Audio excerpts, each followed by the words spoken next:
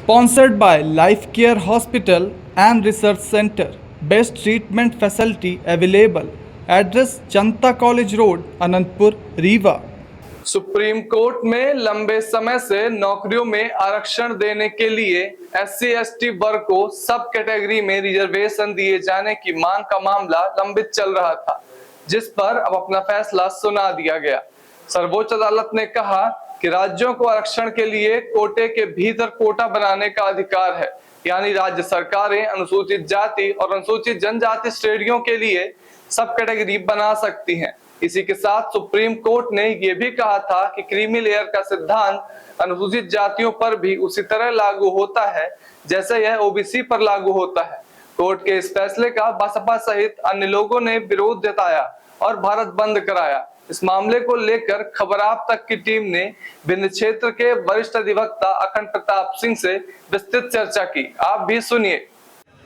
दादा, कोटे पे कोटा एक आंदोलन चल रहा है और इसको लेकर के ओबीसी, SC/ST ये तमाम बड़े धड़ आंदोलन पे उतारू हैं। पूरे देश में आंदोलन चल रहा है। ये है क्या चीज़, आखिर कोटे पे कोटा है क्या चीज़? इनफैक्ट क्या है कि हमारे संविधान निर्माताओं ने कानून में व्यवस्था की थी, संविधान में व्यवस्था की थी कि जो पिछड़े सामाजिक आर्थिक रूप से लोग हैं, हमारे जातियां हैं, उपजातियां हैं हमारे देश में, उनको भी हमको अपग्रेड करना है जिससे सामाजिक न्याय हो सके और सभी के साथ जस्टिस हो और सारी जातियां, सारा समाज, देश के सभी नागरिक आर्टिकल 13-14 में जो व्यवस्था है इक्वलिटी बिफोर लॉ, तो वो ऐसा दिखाई पड़े। तो जो कॉन्स्टिट्यूशन में रिजर्वेशन का प्रावधान है उसके तहत सभी को आरक्षण दिया गया। 15% आरक्षण उसमें अनुसूचित जाति और अनुसूचित जनजाति के लिए था। 2004 में चेन्नैया वाले केस में जस्टिस अरुण मिश्रा साहब थे। चेन्नैया वाले केस में सुप्रीम कोर्ट ने ये जजमेंट दिया कि ऐसा वहाँ पर ये आया कि भाई जो शेड्यूल्ड कास्ट और शेड्यूल्ड ट्राइब के लोग हैं जो इसका फ़ायदा ले रहे हैं, तो उन लोगों में बहुत सारी ऐसी उपजातियां हैं और भी हैं जिनको अनुसूचित किया जाना चाहिए और उनको संरक्षित किया जाना चाहिए और उनके लिए अलग से कोटा निर्धारित किया जाना चाहिए।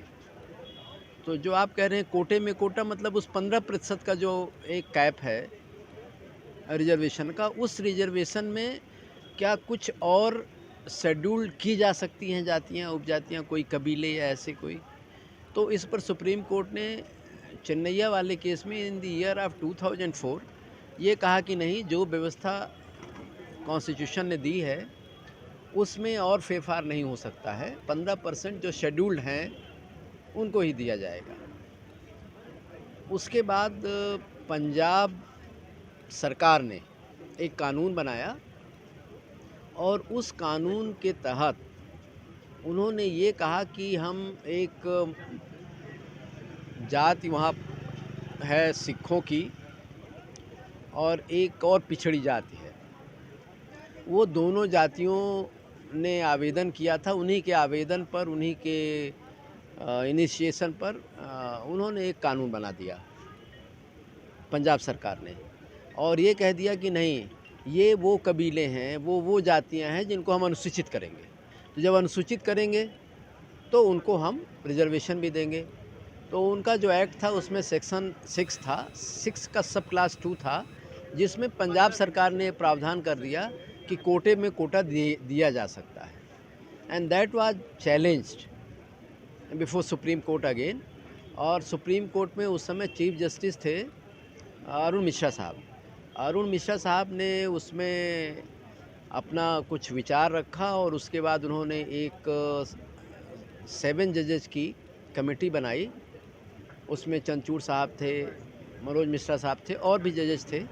तो 7 जजों की एक उन्होंने कमेटी बनाई और उस कमेटी को ये कॉन्स्टिट्यूशनल इशू होने के कारण फॉरवर्ड कर दिया फॉर proper adjudication कि whether a quota in a quota is permissible in the eye of constitution so far reservation is concerned.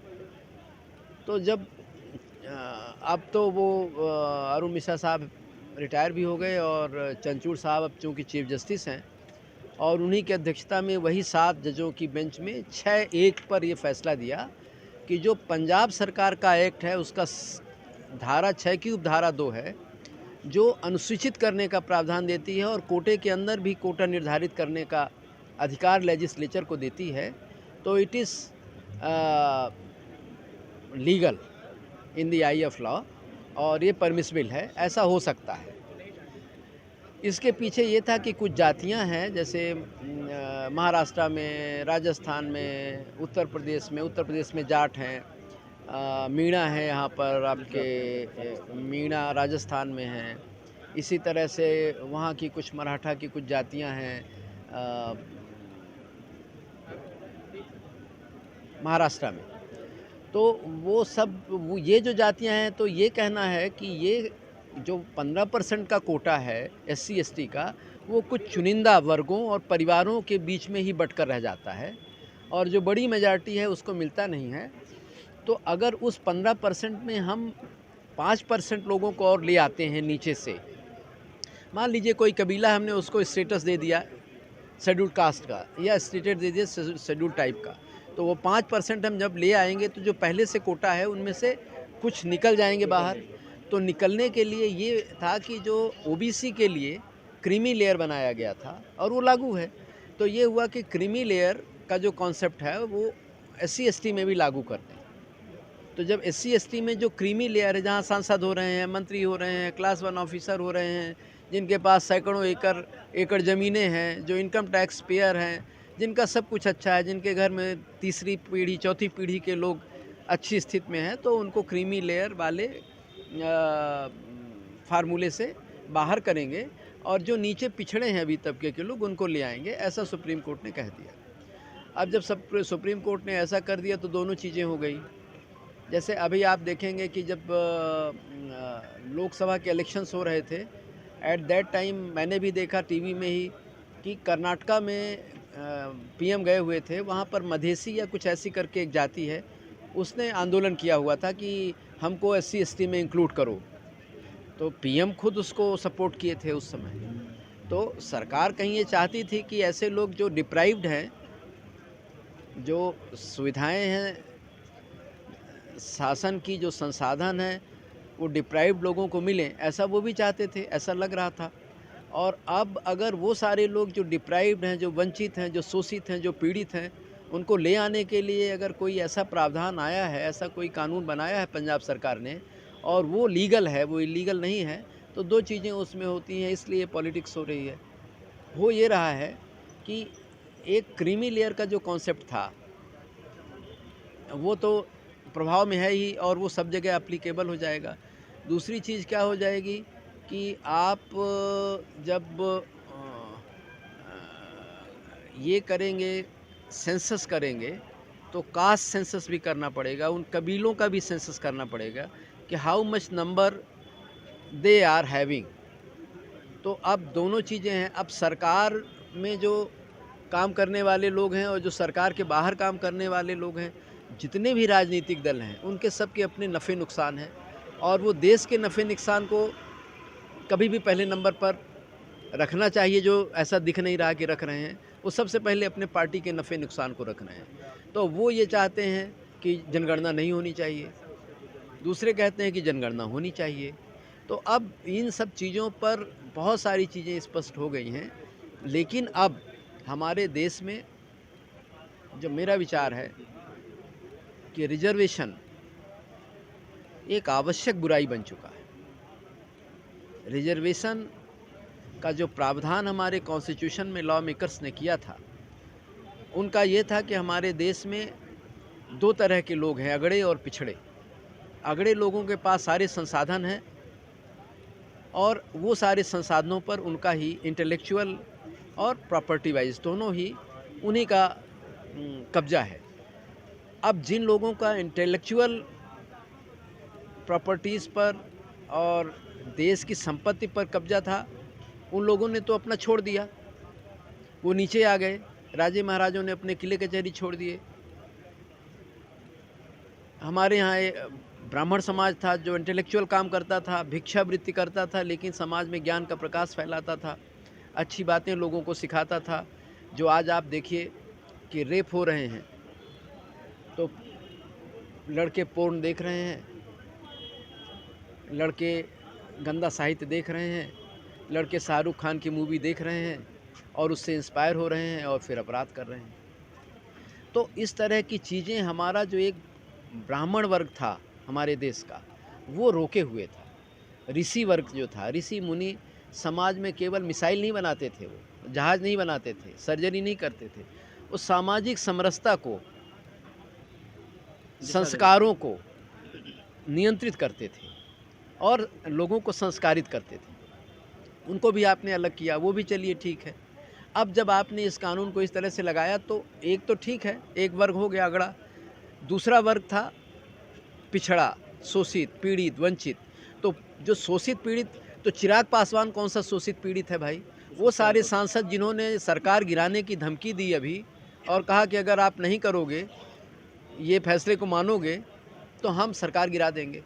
तो वो सारे सांसद जो हैं वो SC ST के सांसद 3-3 पीढ़ियों से मज़ा कर रहे हैं। उनके बच्चे IAS हैं, उनके पास गाड़ियां हैं, उनके पास बंगले हैं, उनके पास बहुत सारी संपत्ति है। तो क्रीमी लेयर के कॉन्सेप्ट को मानकर वो देश के हित में, अपने भाइयों के हित में, गरीबों के, शोषितों, वंचितों, पीड़ितों के हित में ये छोड़ क्यों नहीं रहे हैं? अगर 500 रियासतों के राजाओं ने अपनी सारी स्टेट छोड़ दिया, प्रीवी पर्स छोड़ दिया, अपनी तलवारें छोड़ दी, लड़ना झगड़ना छोड़ दिया और वो आकर आपके राशन की लाइन में लग गए हैं, तो ये लोग कहाँ से आ गए हैं? इनको क्यों ऐसा नहीं लगता है कि हम इसको छोड़कर और पीछे चले जाएं? आप ये देखिए मुसलमानों को, उन्होंने यहाँ के संसाधनों पर कब्जा करके रखा है, उनमें भी ये चीज़ें हैं, उनमें भी ये लागू होना चाहिए। उनको आप अलग अलग तरह से प्रमोट करते हैं और संपत्ति में हक देते हैं, उनको हर चीज़ों में ले आकर और बराबरी के हक में बैठाते हैं, चाहे गरीब मुसलमान हो चाहे अमीर मुसलमान हो।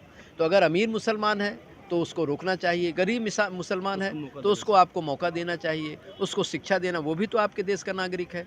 तो आप इन बातों में तो हिपोक्रेट है, हिपोक्रेसी है, आपका दोहरा चरित्र है, आपका दोहरा मानदंड है।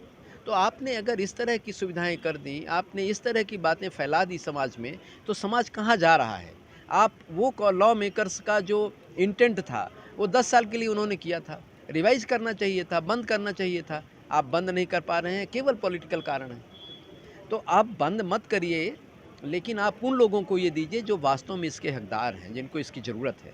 और तब हमारे वो लॉ मेकर्स जिन्होंने देश की आज़ादी के लिए लड़ाई लड़ी थी, जिन्होंने अपना सब कुछ त्याग दिया था, जिन्होंने अपना खून दे दिया, जान दे दी देश के लिए, उनका जो सपना था वो कैसे पूरा होगा? उसको पूरा करने के लिए तो ये करना पड़ेगा और ये हो नहीं पा रहा है।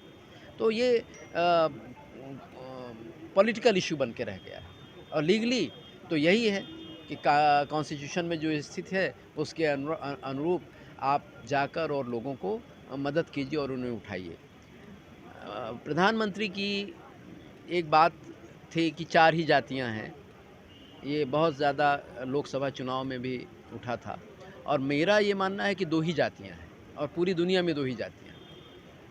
एक जाति है अमीर की और एक जाति गरीब की। एक आपको उसमें लाइन खींचनी है कि यहाँ से ऊपर वाला अमीर, यहाँ से नीचे वाला गरीब, और नीचे वाले को आप दो, चाहे जिस जाति, संप्रदाय, धर्म का हो, उसमें भेदभाव मत करो, तब देश तरक्की कर पाएगा। आपके देश से ब्रेन ड्रेन हो रहा है, अच्छे बच्चे हैं, पढ़ लिख कर आ रहे हैं, अगर वो सवर्ण वर्ग के हैं, वो अगड़े वर्ग में हैं, तो उनको आप कहीं पर नहीं देंगे, नौकरी नहीं देंगे, उनको आप उनसे काम नहीं लेंगे, उनकी क्षमता का, उनकी प्रतिभा का आप देश के हित में उपयोग नहीं करेंगे और वो जाकर सुंदर पिचाई बन जाएगा, वो जाकर कमला हैरिस बन जाएगी, वो जाकर ऋषि सुनक बन जाएगा।